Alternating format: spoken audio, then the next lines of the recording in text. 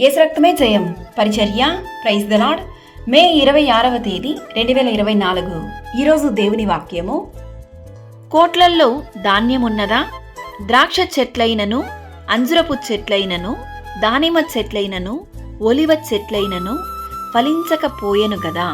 అయితే ఇది మొదలుకొని నేను మిమ్మును ఆశీర్వదించెదను. హగ్గయి 2వ అధ్యాయం 19వ వాక్యము. అవును క్రీస్తునందు ప్రియులారా, చాలా సందర్భాలలో మనము క్లిష్టమైన పరిస్థితులలో కష్టాలను, దుఃఖాలను, వేదనలను, అనారోగ్య పరిస్థితులను ఎదుర్కొంటూ ఉంటాము. అయితే వాటి వెనుక మన తప్పిదములు, దేవుని పట్ల మన అవిధేయత కారణమని గ్రహించలేక ఉంటాము. కావున దేవుడు ఈరోజు ఈ వాక్యం ద్వారా మనతోనే మాట్లాడుతున్నాడు. హగ్గయి ప్రవక్త ద్వారా దేవుడు అదే మాట్లాడుతున్నాడు. ఇది వరకు కోట్లల్లో ధాన్యమున్నదా? ద్రాక్ష చెట్లైనను, అంజురపు చెట్లైనను, దానిమ్మ చెట్లైనను, ఒలివ చెట్లైనను ఫలించకపోయెను గదా. అయితే ఇది మొదలుకొని నేను మిమ్మును ఆశీర్వదించెదను అని.